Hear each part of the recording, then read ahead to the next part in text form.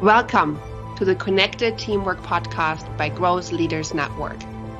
How do we learn to truly thrive together? How do we stay connected to our authentic selves, each other, and our purpose as a team, especially when challenged? How do we unlock the deeper levels of group intelligence? Enjoy this episode of the Connected Teamwork Podcast and learn practical tools to evolve the connectedness of your team to its next level.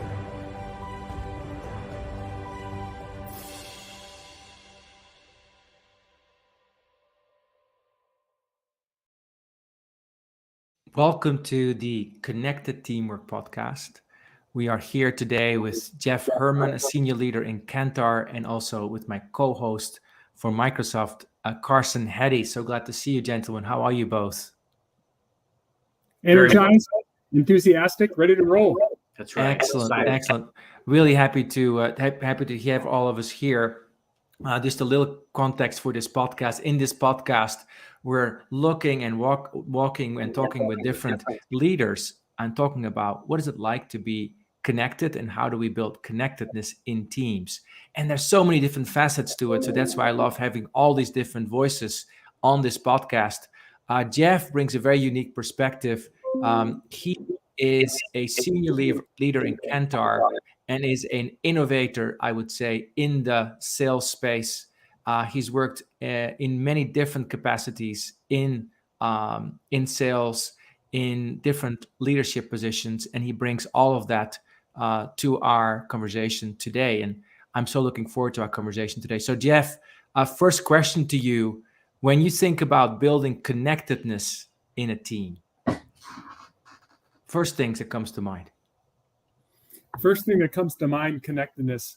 Well, there has to be, and before I jump in, I want to say thank you. I'm thrilled to be on the podcast. Great to see both you and Carson today. And it is Monday. It's close to the end of the year, and a session like this does energize me because we have a lot to do to wrap up the year. We're going to wrap it up strong, but it's always about the team and this notion of how does a team stay connected, and especially in this highly remote world that we live in, and the team I work with, we are global, truly global in nature. So we are around the clock on calls. The best part about the job is that I'll have calls at 9, 10, 11 o'clock at night Eastern time, because I enjoy calls with my teammates in Singapore and India. And it's fantastic to learn about their holidays and their traditions.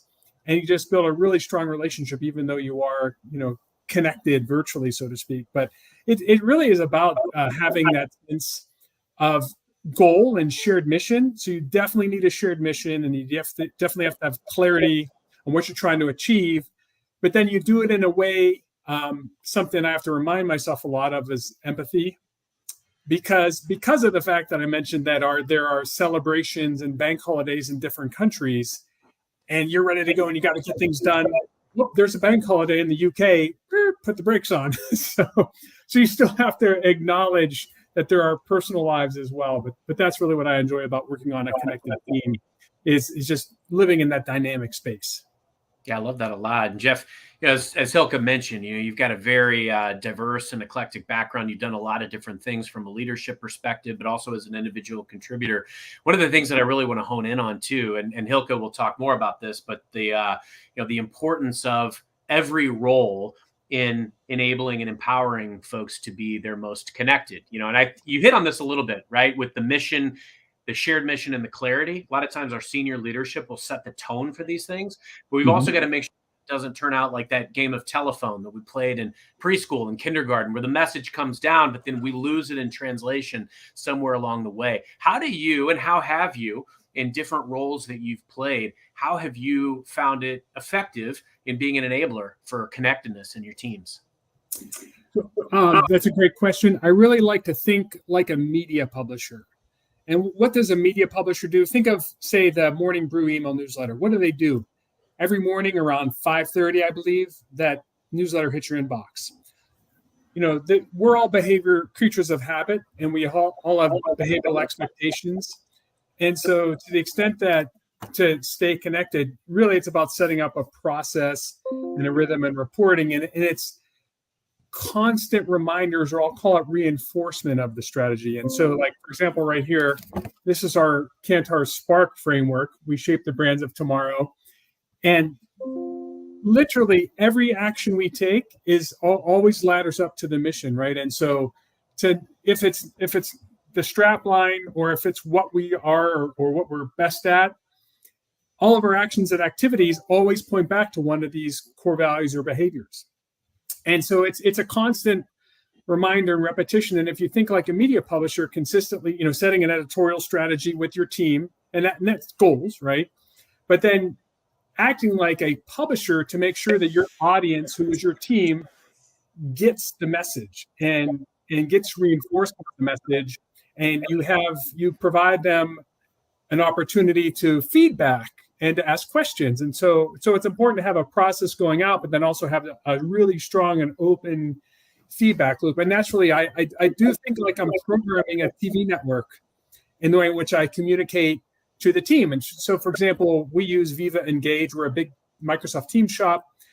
Every Friday morning, like clockwork, I have an appointment in my calendar.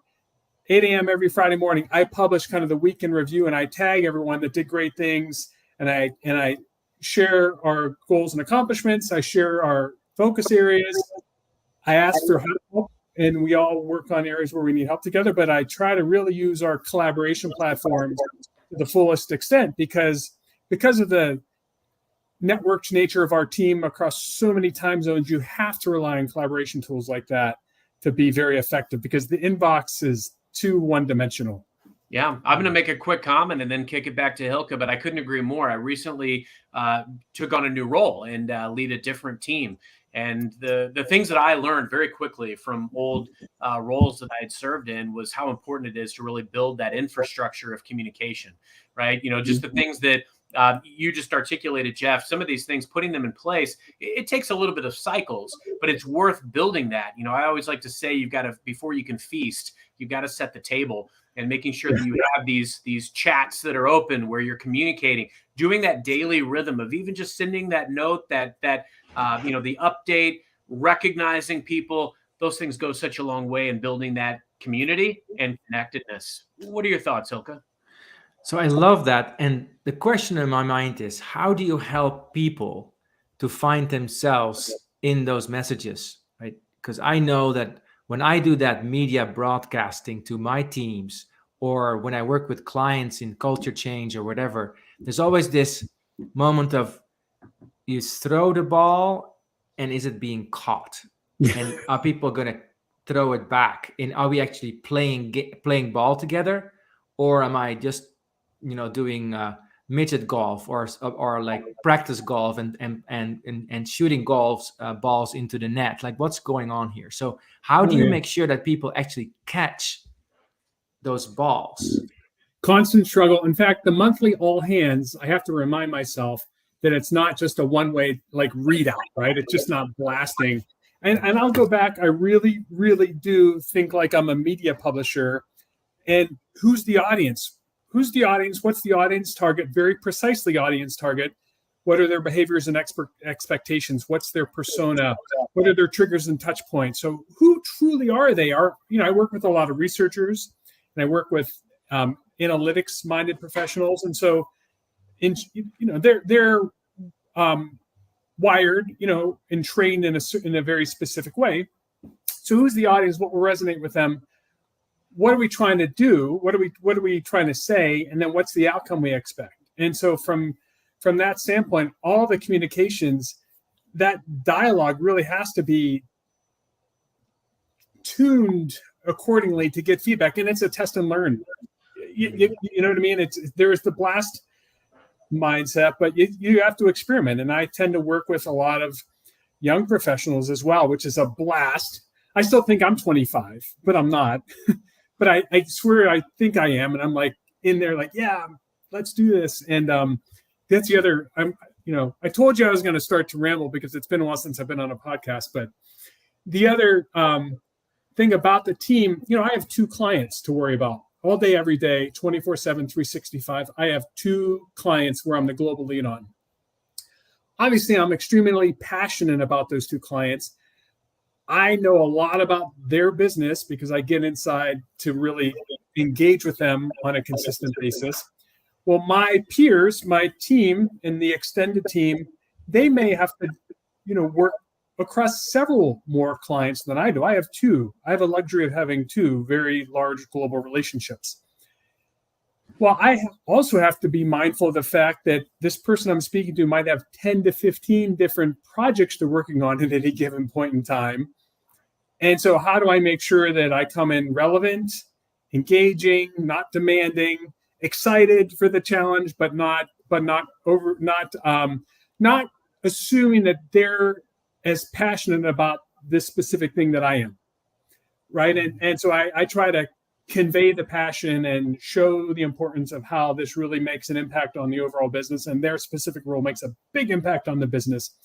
And it is true. Literally every person on our team has a very specific and big impact they can make on all of our programs. And that's the thing that to really just be mindful of is we all do juggle lots day to day. And so for those team members that have a lot on their plate, you definitely have to, there's some sense of just be sensitive and have some empathy for other things they might be facing. And oh, by the way, they have families and they do have to get their kids to the soccer game and all that good stuff. I love that you called that out, Jeff. I've spent a lot of time both as an individual contributor, but also leading teams of individual contributors that while maybe their extended team doesn't report to them, they certainly have to make sure they're rowing in the right direction and for the common cause. And I've had a lot of my individual contributors come to me and say, hey, how do I get this person to focus more on my project? And it's all about the person. It's the person to person. We've got to entice them by making it about them. And that's what I heard you say, Jeff, is that, really helping to uncover like what is going to matter to this extended team member that I can make it about them and what's the win for them. And I spend a lot of time with my teams helping them understand how to make things look like a win or to de-risk decisions or to make them make more sense for that partnership to happen. And that's true of working with customers. That's true of working with partners. That's true of working with colleagues. I'd love to hear some thoughts that you can share about how have you successfully built those relationships that have made these highly functional dynamic teams tick. Lots of emojis. No, no. You're 25, right? Like a 25-year-old, right? Is that what? Yeah, exactly. Well, no, that's a great question because that's where this gets back to, having, I'll go back to process, rhythm, and reporting. If you set the discipline of the team and the framework of the team, and you have a process, you have shared goals and accountabilities, and there's a rhythm around that, and then we have a consistent report out, say the rhythm is we check the status every Wednesday at 5. Friday morning, we publish the weekly report, right? We publish the progress.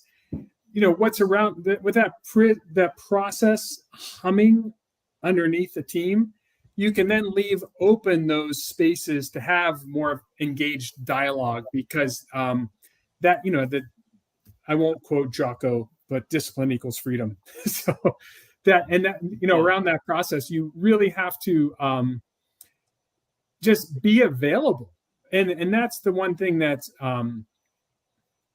constantly asked for if there are any further questions or have a team meeting, but then, hey, have open chat threads going with different individuals, knowing what some things they might be focused on or might be struggling with a little bit, and just check in and try to reinforce and help them along. And if you can't help them, find someone else that can. I mean, that's really what it boils down to is we have lots of experts around, and sometimes it's not a linear path to the expertise.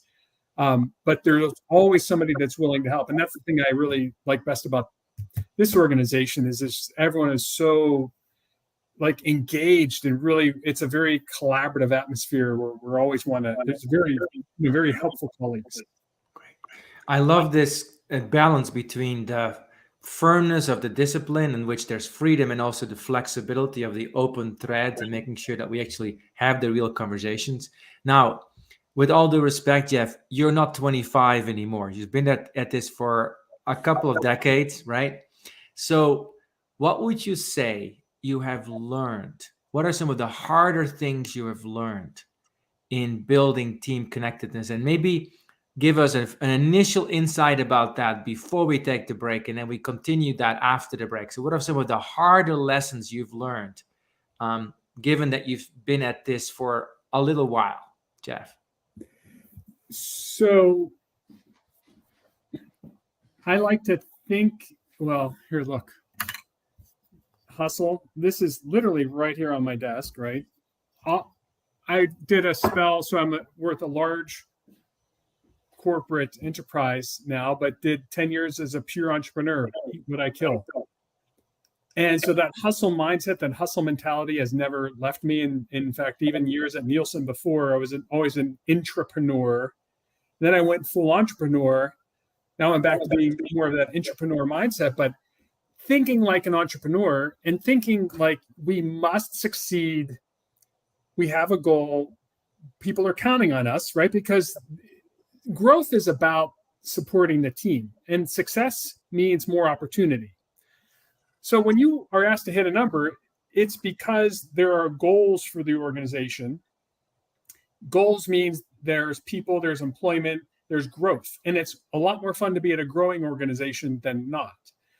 And so I don't view goals as something tough and like, they're demanding. I view it as an opportunity to really provide, it is an opportunity to provide opportunity, right, to others.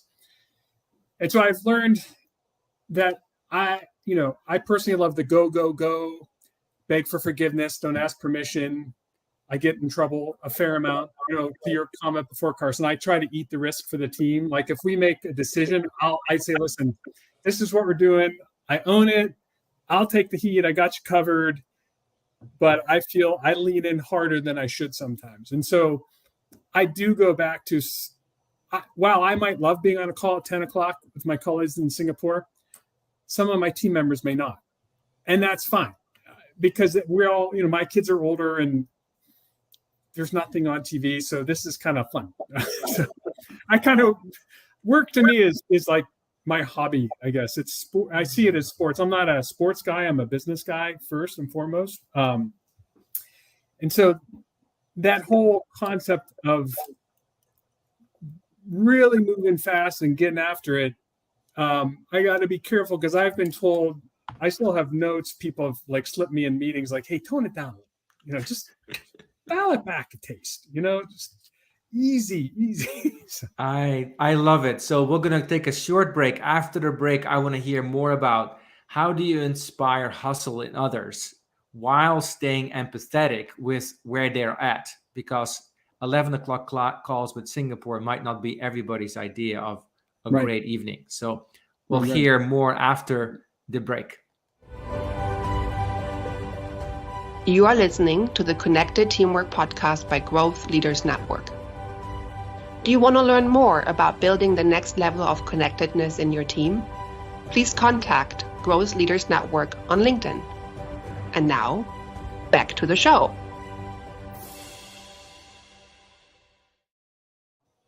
So we're speaking with Jeff Herman, a senior leader in Kantar and a leader with lots of experience, including at Nielsen and other places, innovator, entrepreneur.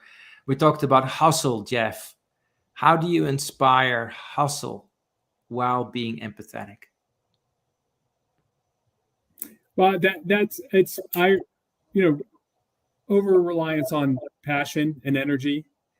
And inspiring hustle, it does go back to what we just said. And so while I'll bring my full energy to the team, and there's nothing I don't ask of them that I won't do myself. That's also a problem, right? If you're willing to do it yourself, sometimes you got to stop and say, hey, that's, you really should delegate that, or you should give someone the opportunity to do it and work with them to complete it. And so inspiring hustle, the good news is, it's not just me. So our whole organization, there's a hustle mindset or a hustle mentality. And I don't mean that in the negative sense. I mean that in the energetic sense, the passion. We're passionate, right? Marketing analytics is a very specific area of the business. And so we're all very passionate about the nuances and the models and the stats around the outcomes for our brand clients. And so the hustle, or I should say the energy mindset, is all around us, because it goes back to the reinforcement from all levels of the organization is growth means opportunity. So if you are willing to just get in, have fun, get after it, enjoy your clients and enjoy the people you work with, that opportunity or that growth does basically create more potential for all involved.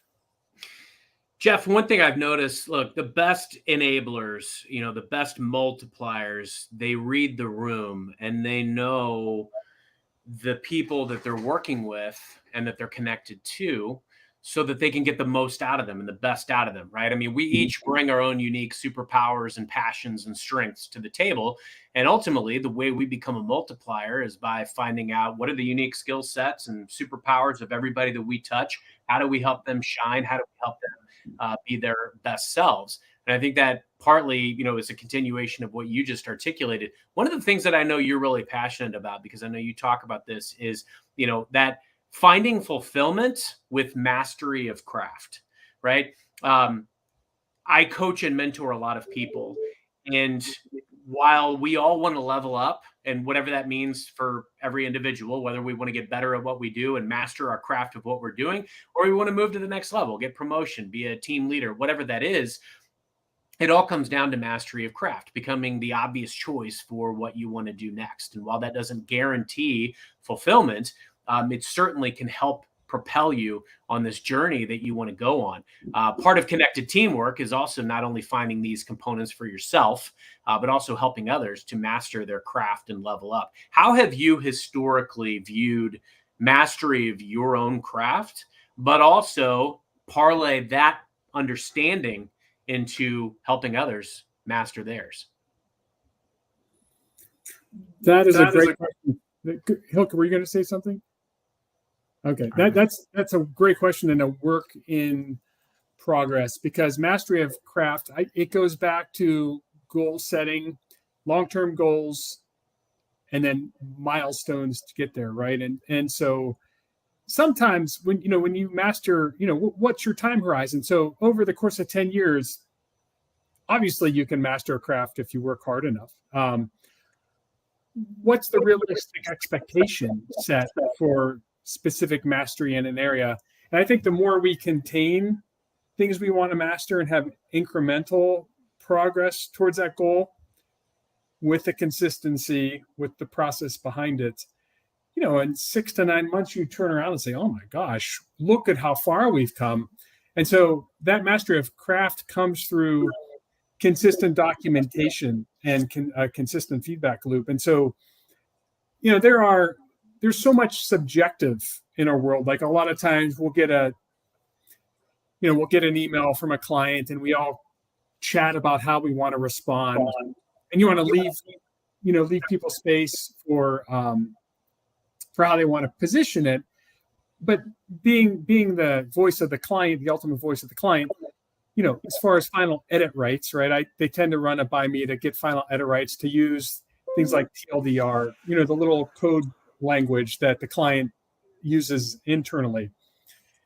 And so mastery of craft really comes through that notion of setting a big goal and a lot of small goals that gets you to the big goal, and sharing progress and then celebrating progress. And that's a thing I'm definitely bad at, is stopping to celebrate. And I know I'm horrible, and we got like a nice win Friday. What's next? So I'm always like, what's next? But I should say, hey, let's like really appreciate what we just did, and so as leaders, we have to remind ourselves, hey, stop for a second. Let's reflect on the win. Let's reflect on what we accomplished, and then maybe hold the what's next until another year. I can so resonate with this. What's next? It's almost like the overuse of hustle. The machine just never turns off. It's like, oh no, I'm moving forward. I'm not stopping. So tell us, Jeff, a little bit about how is stopping and celebrating challenging for you? And what do you do to actually maybe change that, if you do? I have a friend and a colleague. I've worked with pretty much my entire career with him, and we have a very good relationship. And he is my mentor / coach in reminding me. He's great. He's great at recognizing, building teams. He's a great collaborator. And he says, hey, if you, he reminds me, he just does a great job of consistently reminding me, you got to step back for a second. Did you recognize that this win and so, we also need mentors, and we need to be reminded of things that it's so easy just to get, laser focused on your goals. But, I still heavily rely on, peers and people, and even people that are newer in their careers. I rely on them to just keep me focused on how to best, celebrate those wins, because it's hard. It's hard. I want to parlay that into my next question, which actually I think you kind of alluded to this, Jeff. We pick up pieces from experiences, from people, great leadership, and sometimes poor leadership. We pick up these things that we want to gravitate toward, or that we want to almost assimilate into our arsenal. And then we have these other ones that we're exposed to things, and we're like, I would never do it that way. Even to this day, there's a lot of things that I do in my day-to-day rhythm, in my weekly team meetings, things that I've seen great leaders done before, that I take that and I'm like, hey, I want to do that. What have been some of the things that maybe you've gravitated toward or away from that you've witnessed or experienced in your career that have helped you to nurture connectedness? Yeah, being connected. Sometimes this gets back to, I get concerned sometimes I'm too casual, too willing to riff, too transparent, in the wrong way, I should say, but almost like this is fun, right? Work should be fun, and I do really enjoy. I have fun at work. Yes, it's complex, and yes, it can be frustrating, but I'm having fun. Like, you should really have fun at your job, right? You should love your clients. Love the people you work with. If you don't, probably best to go find a place where you can thrive. And I've had lots of different work experiences and work environments over time. And it's just really important to just have that sense of, I'll go back to have that sense of passion, because to stay connected, it's really, it's about surrounding yourselves we all have that shared passion, or that shared sense of success, or those shared goals around success. So that's what's really critical in staying connected, is probably getting the right people, not to quote, what's his name on the bookshelf over there? Good to Great. Jim Collins. But get the right people on the bus, right? So, if I've seen, been through experiences where there was a mixture of probably not, the right dynamic. And here's I do want to point out one thing. No one's wrong. It's just not a good fit. So I had to fire somebody one time. Great person, but just misaligned. Talented, misaligned. So I stressed, it's not that you're not talented, it's just that you're not in alignment with where we need to go. So you have great talent, appreciate that talent, reinforce the talent, reinforce their contributions, but it just isn't currently aligned with what we need in this role. And I even stress it with my kids and family. There has to be alignment, back to that shared sense of getting the right people on the bus, because everyone means well, everyone wants to try hard. We're all out there trying to do our best. And sometimes there's just a misalignment. And as long as you recognize it and take care of it, hopefully things work out. Thank you, Jeff. This conversation is almost at the end, time-wise, not in terms of energy, because you bring so much energy to it. Couple takeaways I'm having: think like a broadcaster, hustle with empathy, celebrate the small progress, because that's how you build your craft. Right. Also, keep thinking, am I enjoying this? And if not, maybe I'm not aligned. And that's true for myself, but also how I hold my team members accountable. Any last takeaway you want to say, Jeff and Carson, to finish and close us out? Jeff. I would love to see, comments or questions from the audience, because love being tested, right? I love being engaged and really just getting into a dialogue, and lifelong learner, right? I'm still a student at heart. Learning constantly. Like, when you stop learning, you're done, right? So there's always something new to learn, and I learned that from not only just reading, but your colleagues and your peers and your clients. And so, basically to be a sponge and absorb as much as you can, and then assimilate it and synthesize it so it fits with what your focus areas are. But that's really where I'll put the challenge back to the audience. Like, how can I be a better connector? Because it's funny in the roles, working for large global organizations, upwards of 20, 30, 40,000 people. One of the parts of the intangible successes I've always had is a connector, meaning, like, if you just know enough people and know what their motivations are and their goals and their capabilities, you just keep connecting people all day long. And that there's a lot to be said for putting the right people together in the right room with the right conversation to accomplish something. And that's that word connector is so critical, and it's not used enough. But it's really that's a key role in any organization, is who can put the right people in the right room together at the same time. I could not agree more. Being that orchestrator of a community, being a community builder, that has served me very, very well in my career. And I wanted to underscore, as my closing thought, one theme that was constant throughout Jeff's presentation today, and it's discipline.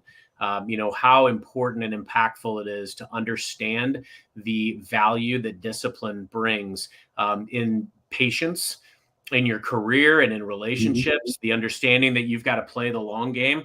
A lot of times we get very programmed with this singular focus that we've got to do it now. We've got to have the instant gratification. But the reality is, while there are wins that we need to have in the short term, we need to play the long game.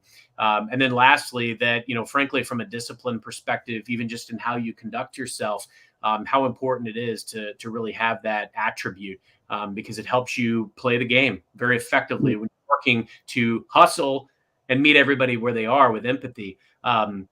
Years ago, I had a leader in my 20s. I was promoted very quickly, and I didn't have a lot of mentors at the time. I didn't realize the value of it. And I remember an appraisal that I got from a leader that I respected a great deal, and it said that I was a supernova of talent, but that I lacked polish.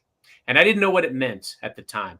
And being able now at this stage in my life and career to look back and understand exactly what he meant and how right he was, that was what I was missing, was that element of discipline, to know how to read the room, to know how to build consensus, and to know how to meet everyone where they are. That's how you build connectedness in teams. So, Jeff, thank you for really imparting the value of discipline for us today. Yeah, I'm sorry. I know you're wrapping up, but that word consensus, I agree completely with you. But consensus is hard, and I think it's good to have disagreement, yes, but intentional decisions. And so net, sometimes you have to make tough decisions, and sometimes it doesn't go your way, but it has to be a decision, right? And that's really where consensus, after hearing everyone out and thinking through, the pros and cons.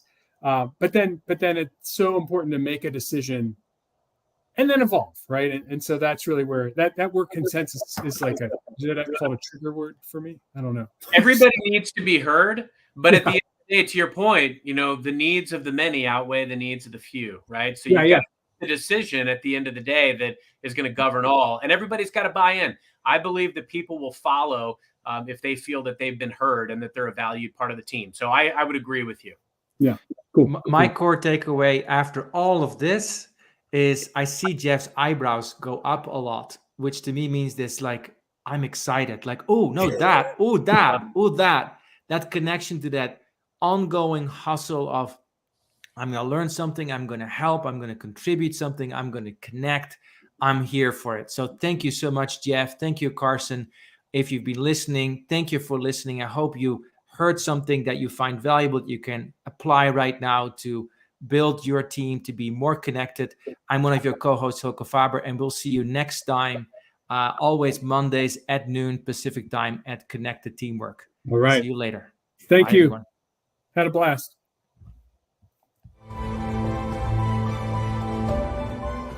Thank you for listening to the Connected Teamwork podcast by Growth Leaders Network. Take a moment to reflect on what you learned today that can help build your team. Also, if you like, think about one of your team members and what you appreciate about them. Let them know. Enjoy connecting more deeply to what is great about them. And see you next time at the Connected Teamwork podcast.